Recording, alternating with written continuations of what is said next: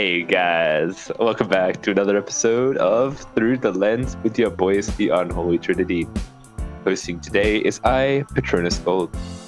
On my left is Mr. Sundude. Hello. On my right is Mr. Zephyr. Hello. Hello to you boys too. And hello to the new episode of Falcon and the Winter Soldier that we're reviewing, eh? Yeah, bruh. Yeah. Episode 3, Power Broker. Essentially, to find the source of the super soldier serum, Sam and Bucky must scale a ladder of low lives, starting in Mandrapore with Zemo. This episode is directed by Kari Skogland, written by Derek Kolstad of John Wick fame, Malcolm Spellman, and 6 more credits. It stars Anthony Mackie, Sebastian Stan, Wyatt Man,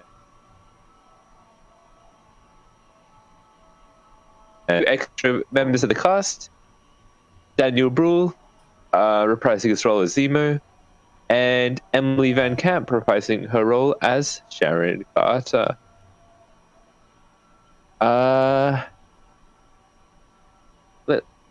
Let's just dive into our first impression. Hey yo. I'll do what Mr. D was doing, Good episode. as They're always. very nice, as Como once said. Yeah, yes. Yep. Yeah, this is a pretty good episode.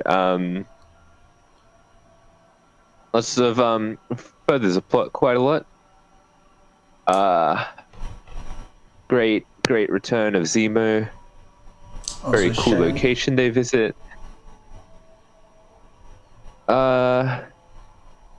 Only gripe with the episode was some pacing issues I found, where they're tackling the interesting story of like Zemo and the gang investigation with a not so interesting story with villains that I'll talk more about in spoilers or whatever. That was kind of my thing of this episode. Yeah.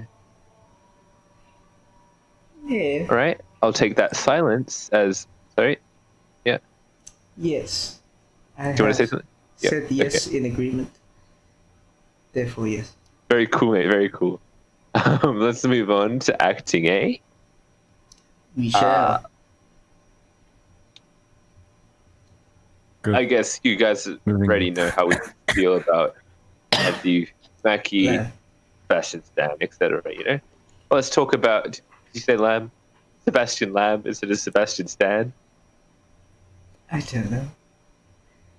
I'm That's just a hearing to Lamb response these to days. the cough. But move on. Oh, this is timed with Stan.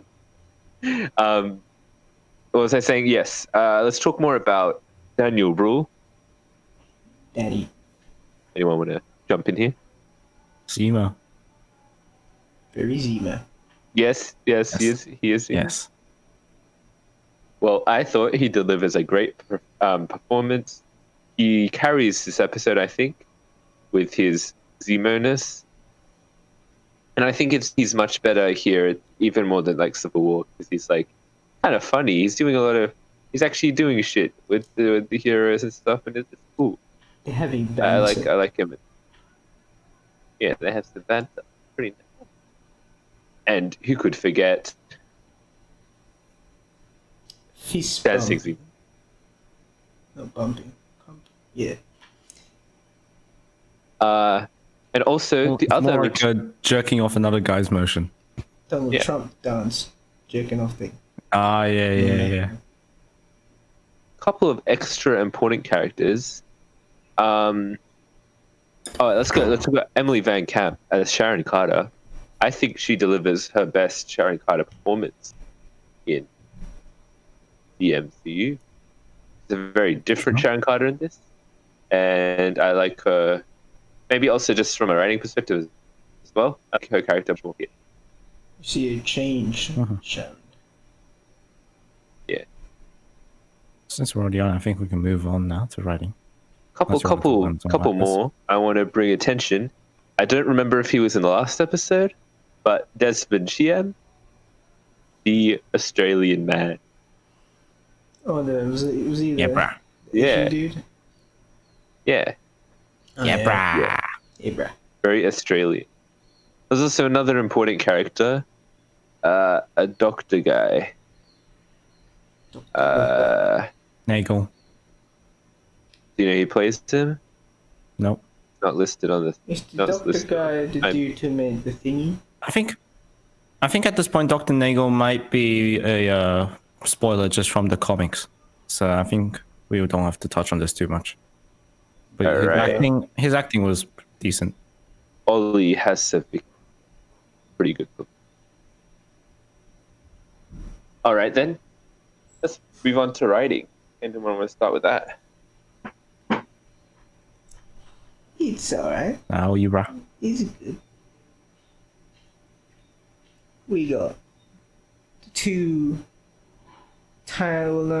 things happening. It's not, what do you call it? Two plots. Or it's the same plot, but from two perspectives. One from the Falcon and Bucky gang, and we got the Captain America and his sidekick gang. So there's Captain America stuff kind of takes a bit of a backseat. They're like Yeah, at the start and at the end, kind of, I think. More or less. They're on the same path, I think. Don't forget the third one with the flag smashers. Yeah. Oh, yeah, that's right. That's also a thing. Yes. 3 plots. Flag smashing. A bit more backstory on the flag smashing. Mm-hmm. But they Yeah. didn't name the series Falcon and the Winter Soldier instead of the flag smashers, you know? Yeah. Yeah, I think with the like momentum of the Falcon Winter Soldier plot, that shit's really engaging. It's got like action there, comedy there. It just feels like such a, I don't know, those scenes where we go to the flag smashes, I just found to be quite dull compared to the rest of it, and affected the overall pacing. And considering this episode is what, like 10 minutes longer than the last two, I'm right, around 50. It would have been nice to see them do like 10 minutes more of the stuff that I was like found a bit lacking in the past few episodes. Just like more of the main stuff. Instead, it was like a decent chunk of this flag smash stuff. I guess they're I'm trying just to make the audience care about the flag smashes made somehow. But it becomes redundant. I don't know if that might be a spoiler. Talk about that in the spoilers Okay. a bit more then.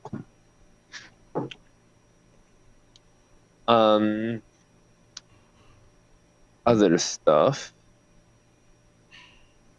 Oh, another. I don't know. This isn't really great because, like I said, this is not a good TV show as it is a movie that's just been split up. So, like, with Sharon's character, she's cool and all, but I don't have enough about her. I know, obviously, we know they're going to explore her more in the series, right? It's just, at this point, if this was a movie, it would be fine because we'd get like, in like a few scenes later, we're probably going to get more Sharon stuff. But like, considering it's a TV show, and it just her in this episode alone, it's not a fully fleshed out character. I think you do get some motivation and stuff, but not really. And she changes her mind quite quickly about some stuff. It's kind of, her writing's a little bit iffy in this episode. Also, Guess we'll also talk just about like, more about that in spoilers then. what a coincidence that she ends up in Madripoor. That's kind of a big fucking coincidence. Twinkie. I'm not gonna Is even take naming the like city a by point away. name a spoiler?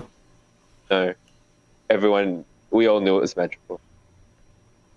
No, I no, read but it in we the know we knew description. it was the, It was in we the could guess it description was of the episode. Madripoor, but like no one directly told us it was Madripoor. It was in the description of the episode, Okay. so I read it out at the start. Oh, that's right. That's yeah. What was I gonna say? Yeah, but in all goodness, great banter in this episode. The new team.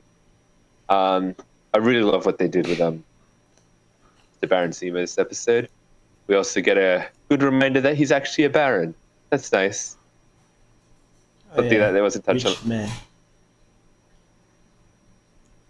Because like, yeah, in Civil War, he was more just like a dude with a plan to like break up the things. Now he's a bit more like comic booky and like a bit more action oriented stuff. And I think they got to lean into that even further.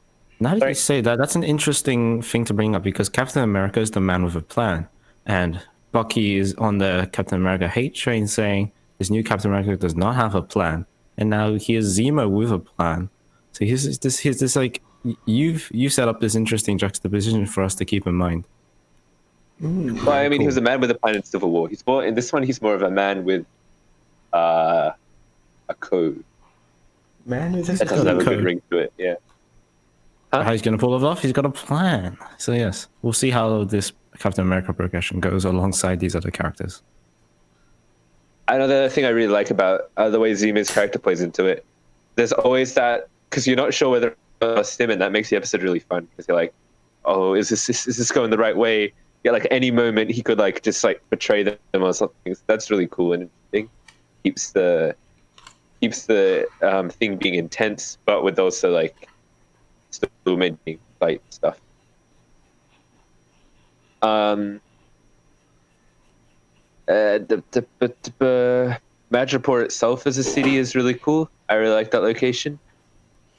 And as an Indonesian man, Dio, what did you think? It was very not Southeast Asian and very nice city.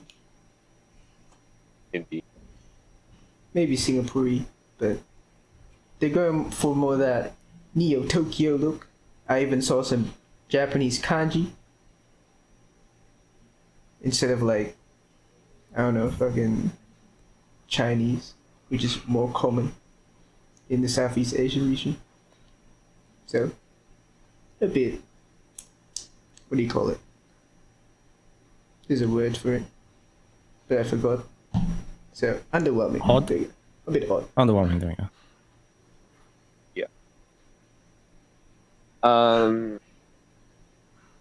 Yeah, and I think the stuff involving the superhero serum stuff, that's all really interesting. Good stuff. Yeah. Yeah. Cool. Also, for some reason, the only people in Madripoor are white people.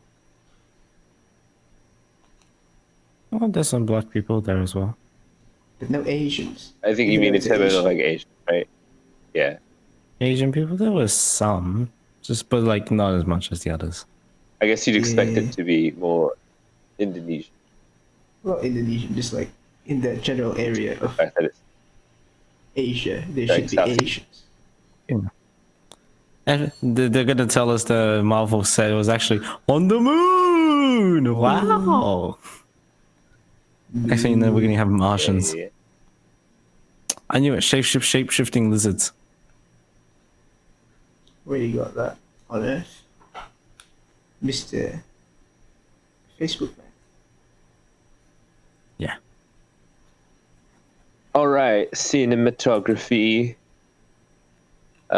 Pretty standard. Yep. Be good. Sleepy time. Kind of. Back when I said that the action in this movie is like kind of odd, I kind of do see what point I made before. I wasn't completely off base. It's still pretty shaky as hell. It's still seeable, but it's quite shaky. At least they're not like quick cuts. Not. Action's alright. Yeah.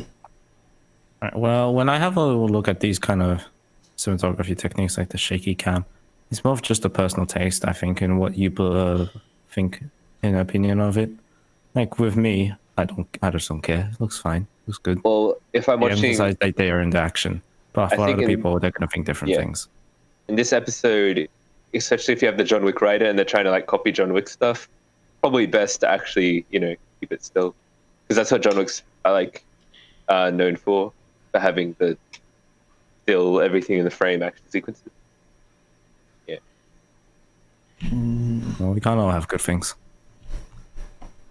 All right. Editing visuals. Good. Visuals nice. I said before, Madripoor looking lit. Nice. City. Literally. Yeah. Literally lit. Yeah. Yeah. You got the cool container place. You got the. What else? It reminded me of Daredevil in like the first episode or whatever. Was he in the? You know, where he goes container around place? in the container shipment place beating up people. Oh yeah. A lot of explosions. Dope. Music. Yep. Pretty much same as always. So when Falcon, I guess no, or whatever. When we meet Madripoor, they use the Filipino rap track. Oh, it was Now Spanish. we're in Indonesia right now, so bit of a.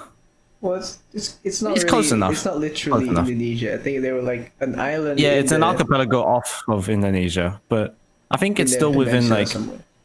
Yeah. I'm not sure what it legally counts as, whether it's in Indonesia or It's where like- it is, or if it I'd counts as say its it'd be own thing. like an island like Singapore, like it's near us. Yeah. But it's more like Malayan and shit. Yeah. Actually, I'll have to look that up. so, to do with like the fact that they set this in Indonesia, in the way Marvel does like fictional locations and stuff, and how they're like based off real locations, like you got Wakanda and stuff, you still get like cool culture stuff. It would have been nice to see a bit more Indonesian culture actually like put into the city. I feel like that would be fitting, even though it's like fictional, like the way that they like treat Wakanda. So yeah, I get what you mean by it's underwhelming. Like Wakanda is clearly African. Yeah. I guess Madripoor is just night. It's just Night City. There you go. Yeah. Oh, so in the TV show, they did mention Madripoor to be off the coast of Indonesia, right? They did, yes. Like, that's what they said. I remember Indonesia. Yeah. On this Marvel fandom page, which we can definitely trust, obviously. Maybe they had a map in the comics. It says Well, this- southwest of Singapore. Doesn't mention Indonesia then in- at all. And it's part of the Malay archipelago. There you go. So it is kind So- of like Singapore-y. It's supposed to be. They didn't want to go on to both, so It they might just put a be- Filipino track in. There you go. Well, it's, It's close different, enough. like, Southeast Asia. If it's Yeah. It is Southeast Asia, close enough. And I right? guess pirates from all over the world go there. So therefore, Yeah. Mr. Worldwide, including Filipinos. Looking up something? yeah, give me a second. Elevator music while we wait. Okay, yeah. The Madripoor in the MCU, not the comics, the MCU, this version, is an insular nation located in Southeast Asia, located in the Indonesian archipelago. All right. Let's see. Well, I guess the Malayan, like, And they call it Skull Island. archipelago Monkey reference. is also the Indonesian archipelago thing. Archipelago. We're really going off a tangent off of music, huh? There you go. Geography for Yes. you boys. Figure that out. So moving on to chemistry. Yep. Chemistry time. All right, I think we're done with the main Chemistry review. zone. Let's just bang out some spoilers, eh? In the spoiler zone.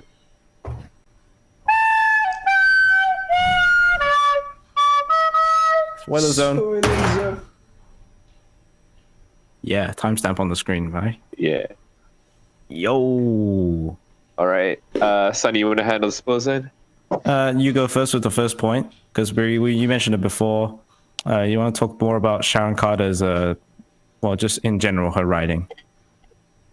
I don't remember too much, but I'm gonna try and go off memory. It's not like poor or something. It's just like she's basically a completely different character in this. They give her a reason why, because of the way she was treated post Civil War, compared to the standards that superheroes are held to. Bit of double standards there, kind of interesting. She doesn't want to help. She doesn't want to. I can't remember what was it. Falcon was like, we can what's it? Get you Pardoned. pardoned, mate. Pardon you. But she's like, nah. Then she But was then like, I she's beg like- your pardon, cat. But then they're like, well, we'll give you a deal. You pardon me, and you do this thing for us, and then I'll pardon you. And she's like, yeah. Yeah. So I guess it only works if it's a deal. She doesn't accept if it's free. She wants a mutual partnership. Because she doesn't trust him. And then with a deal, she trusts him. Well, a deal, then he has something to lose if it's a deal, you know? He didn't have something. He just had something to gain. He had nothing to really lose. No, I Because he had mean, nothing. if for the first time around, he didn't promise a pardon. He's just like, why don't you get a pardon? And she's like, nah. Well, it's like we could get. But then in the deal, he promises a pardon. But I reckon part of the thing is, well, there's a there's an ending, which leads to more Sharon stuff. So maybe it's not actually entirely just like her doing the deal thing. There might be something else in it, like she's doing secret spy shit behind. No, she's just buying more paintings.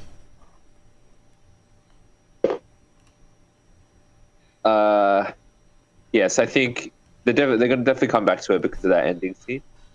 So yeah, maybe they can give a bit more to it. Let's just already talking about the ending scene. Do you just want to talk about it now? Like, what are the implications Yeah, of this? why not? She was basically talking to someone, and they're like, she's like they're on to us.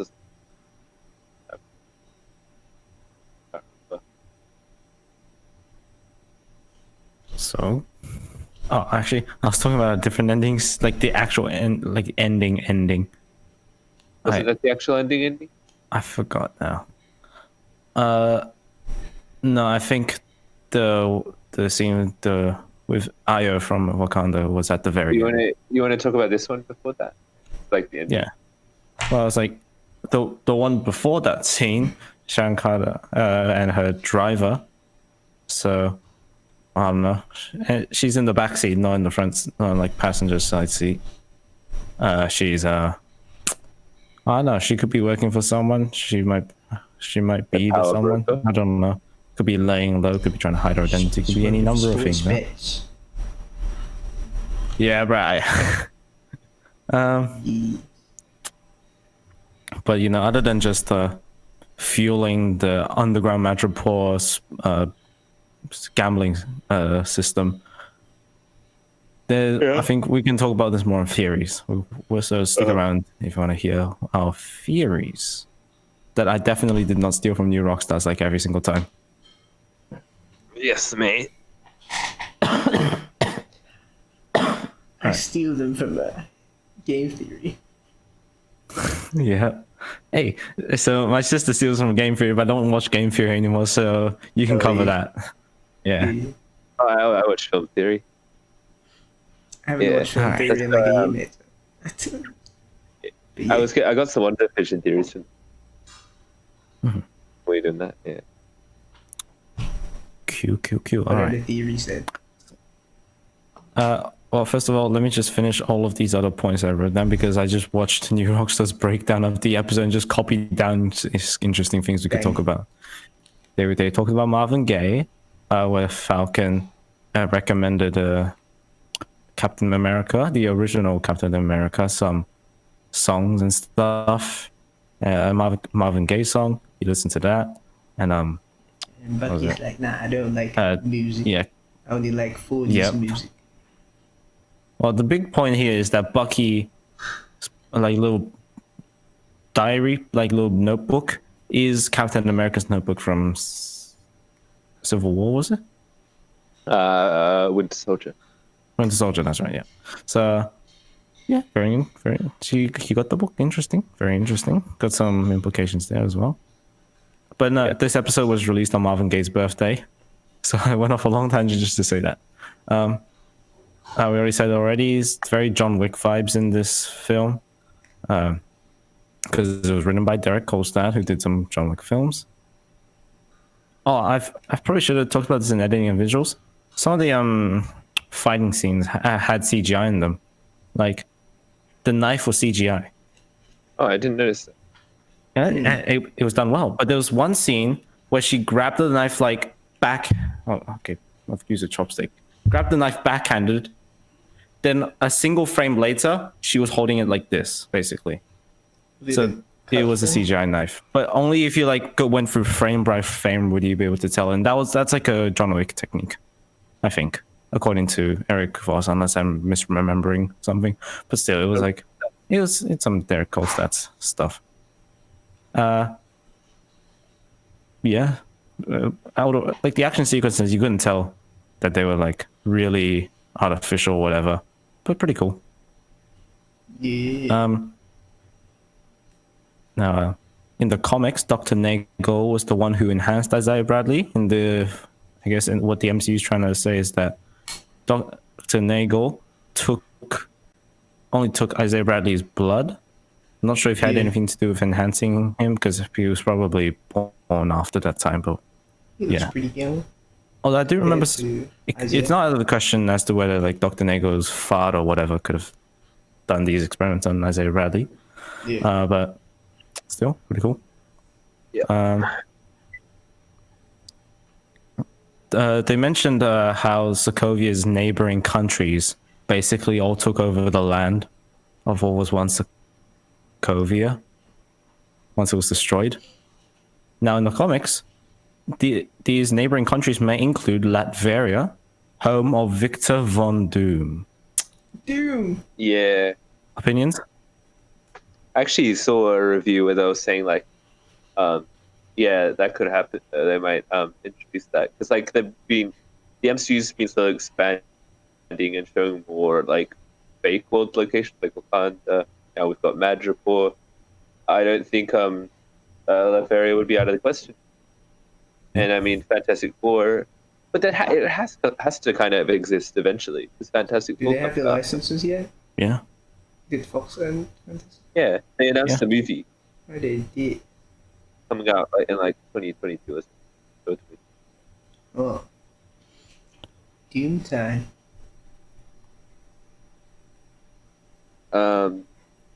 Yeah. So yeah. Oh, I wanted to talk about before. Sorry, I forgot to say this. I was talking about the flag smashes and how it's kind of uninteresting. They go in a direction of like, I guess you're meant to care because someone's sick and stuff like that. And then a few scenes later, they kill a bunch of innocent people.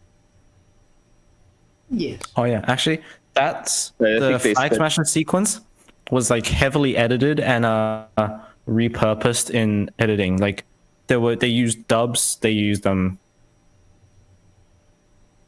well, they used a bunch of like stuff from reshoots, and like the talking scene outside with the Asian dude, outside the place they were going to attack. She was wearing a hoodie, probably to hide the fact that she had different hair.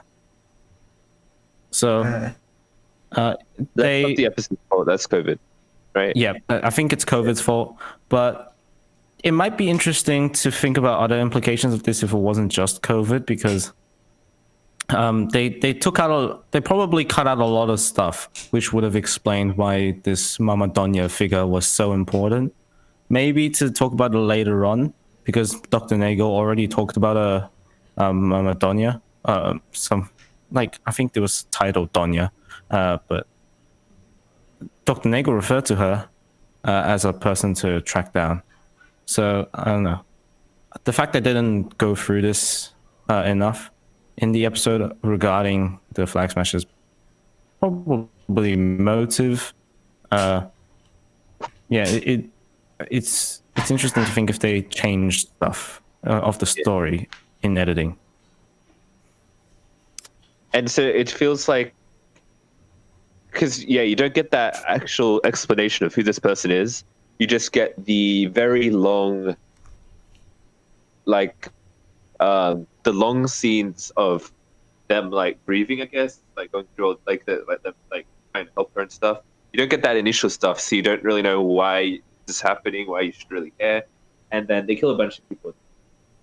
So it's kind of disjointed. You could have just shortened that a little bit because it wasn't that important, because have that. And so it just feels like the extra 10 minutes added to this episode basically is just like 10 minutes could have been cut, make it the same length as the other episodes, or beefed up the main story a bit more. Maybe focus. We could have got a bit more Prison Break stuff. That would have been cool. I think of a lot of reasons you didn't have to stick with that storyline as making that one longer. You know.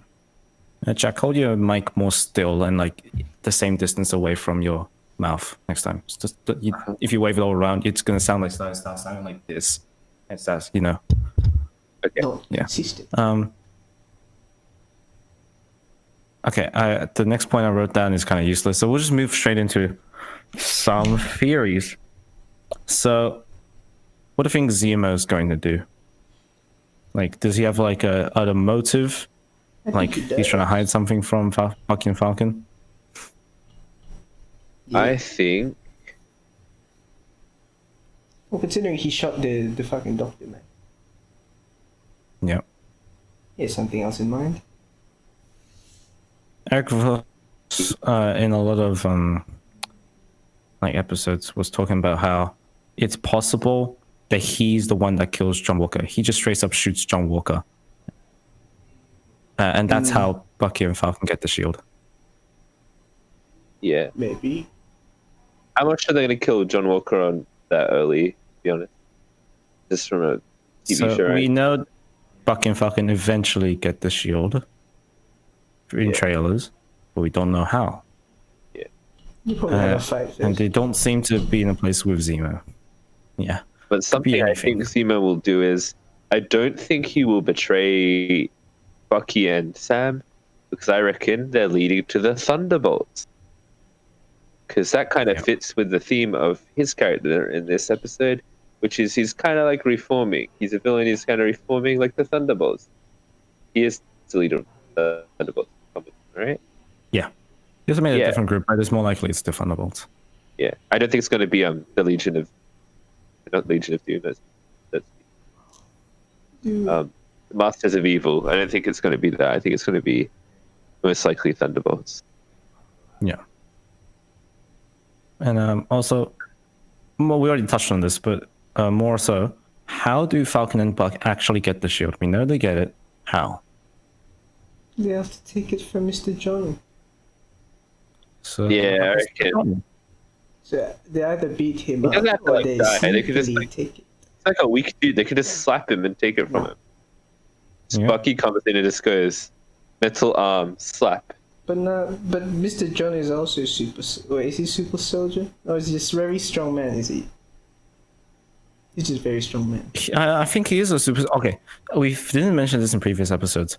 When Bucky and Falcon on like the car ride with John Walker and as they like returned from the fight on with the trucks, Bucky and Falcon said super soldiers. Then for like very briefly, John Walker looked at Battlestar like with a bit of like a worried look. Like it's very possible that they've dealt with super Power soldiers. Broker. Yeah, So he might be it's very super possible soldier as that well. they're involved with Power Broker. I feel like it's more because super soldiers are a threat and they're not ready to equip that. They're not equipped to deal with that because It would explain the backstory of this his context as having like basically super. I forgot how they described it, but it was like basically superhuman intelligence, strength, agility, and that stuff. He's supposed They to be a said very that- strong when they said he was human. off the charts. So Off the charts, yeah. not That's right. super strength. It's Just more of strong. just like Unless he's like purposely holding it back. I like the theory more that the power broker will give him the Maybe that's the conflict. Perhaps, yeah. Hold on. Do you want to be the real Captain America? I'll also give you something this. funny. I saw one of the trailers or something that about for the show, and Bucky has a metal arm on his left arm, but he's right-handed, so he forgets to use it. Mm-hmm. Kind of thing. So yeah, that's some theories. Now I think this is the big one, the big thing of this episode. They've literally named the episode "The Power Broker." who is the power broker? Now, we've already touched on this, I think. And most of the internet wants to say Sharon Carter, but Eric Really? Voss is like, huh? I don't know. I think a lot of people are on the Sharon Like Carter what? train being power broker. It's the one person who was like, might be Sharon Carter, then it says like. I don't know. That was my assumption. I don't actually know, but yeah. If we want to talk about it briefly, I don't think Sharon Carter is it, just because Eric Voss didn't think it was Sharon Carter. But to like reflect his points, she's only been in Madripoor for like however many years, but the power broker seems like they refer to power broker as a he in this episode, having like this. It seems like he has this really deep network that has to have been like established over like 10, 20 years or something like that. So you got to consider Sharon, just like she rose to the top of her game really good. Yeah. I don't know. That actually might be kind of bad writing. More plausible is that Sharon Carter is working for the power broker. That's probably the theory. I'll go with that theory. Yeah. Yeah. All right. Now there are some more speculative theories. We're only in the third episode, so speculative theories like this it makes sense. Well, I mean, yeah, mutants, Madripoor, they're basically they basically go together. But more on who's the power broker, I was gonna say. Well, I mean, Eric Voss said, and I'm gonna reflect what he and MT says in their theories. How about the Mandarin being the power broker? The real one? Like they're setting him up in Shang-Chi and the Ten Rings. He's going to appear eventually. This is Southeast Asian. He's always watching, and we know from like Ant-Man and I forgot the name of the short film. The one where it essentially reveals that he's real, right? Yeah. Yeah. He's got this network of people all over the place in powerful positions. The power broker is watching, so pretty likely. Might be. Now here's the more interesting one. Maybe they're just racist. But I was gonna say the more interesting one here. What if the power broker is Zola, Arnim Zola? Well, The green computer face AI. And we know in the end of the first Avenger, when they quickly put in an Easter egg of his robotic body, his plans for that. Very likely he could have. He's already in his robotic body form in the comics. He's always watching. It's pretty likely as well, and that he's already has ties to Captain America and super soldiers and stuff, and they've made several Red Skull references in this. Okay, episode. I will say the storytelling wise doesn't make much sense in the overall MCU, because what's the point of just having him as AI and Winter Soldier? I think it's more of just Easter egg. And personally, it wouldn't make much. I think it makes more sense to be setting up like the Mandarin, because that comes to the future, than a character who's in the past, but like I don't really think he's like that big of a overall threat in the MCU. Mm-hmm. Like, I'm trying to remember if Eric Voss defended it with something like that. I could counter argument with that, but I don't remember. In any case, you could probably just go watch the theories for yourself on New Rockstars. But yeah, it'd be fucking cool if it was the Mandarin to say that. That'd be fucking cool. I want to see that, but that's about it. Unless you guys got any other ideas. Yeah. Oh, I do have one. Falcon and the Winter Soldier are the Mandarin. I mean, the power broker. Yes. All right, bruv. We'll split 5 frames between each of us. Yeah. Oh yeah. the actual ending scene. You want to talk about that? Yeah. Wakanda. There's still they still want revenge over the death of King. Not T'Challa. T'Chaka. There we go. So yeah. What she said, we're here for Zemo. Zemo dance. Dictator Dio. Yeah. Yeah. He stands broke the internet. The Wakandan internet police force is here to stop this nonsense. That's right. Almost on par with Peter Parker dance from Spider-Man 3. Almost on par. Yep. But to talk about the end of the thing more, like, I don't think they're gonna show T'Challa in this series, and not until they figure things out with Black Panther 2. But also, they don't really need to. They just be Okoye. Yeah. She's cool Yeah. enough. Your own. Yeah. And the actual Wakandan we see is Ayo, right? Her name's Ayo, I think. It's not Koye. I forgot. Oh, it is? It's not Koye. It's I think it's Ayo. It's what I remember from New York Stars. Oh wait, I have the IMDb page stuff. Mm-hmm. Yeah, you're right. Yeah. Sorry. Yeah. But having like the... Oh, she was always like... Move? You will be moved? Sorry? Civil War, she says like Natasha, move, or you will be. Mm-hmm. It's interesting to see her out in the field while she's mostly been like stay in Wakanda, defend the country kind of person. But she was out and about in the Civil War. Yeah, so I remember that now. And that would make sense why she's doing this mission, because she actually has personal ties to that. Okay. See, this is what happens when I don't remember watching these films that I watched like barely. They're like watched. 30 fucking Marvel things. Yeah, well. You just need an encyclopedia up at all times for these. Yeah. I'm gonna say, is Mr. Bucky Barnes gonna reprise his role as the White Wolf? They already talked about it once before. Why not? To be honest, why not? Yeah. Actually, that'd be kind of cool. Mr. Falcon becomes Captain America. Bucky becomes White Wolf. Yeah. Takes on yeah, that's actually cool, because Winter Soldier, this title, and him as the Winter Soldier has been looked down upon. If he puts on a mask, he's the protagonist now.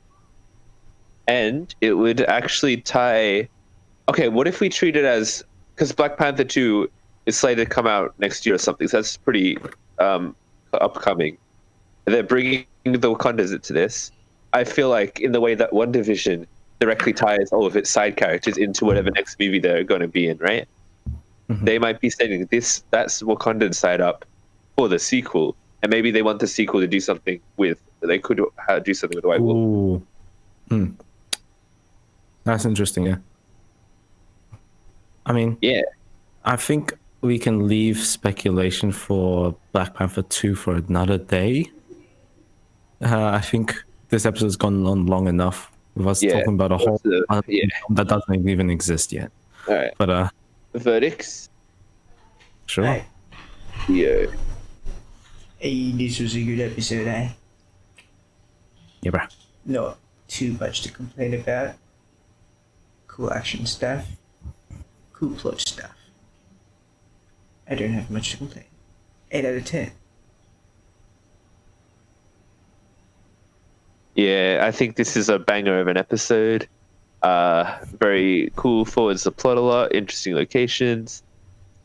So a bit underwhelming on the cultural side of things. Runtime is a bit long due to the pacing, I think, due to the bare bones, kind of unnecessarily long Flag Smasher storyline. But other than that, what a banger. Good to see Zemo back. Good to see him dancing with the boys. I'm going to go with an 8 as well. All right. Well, you're all making my job easy in this episode. 8! Holy shit. Never seen before. for a combined Unholy Trinity average of 6. 8.6 out of 8. 8 out of 8. 8 out of Good 10. episode. Yeah. Yeah, boy. What did you guys think? Did you like it? Did you not like it? Like the video? Either way, comment shit.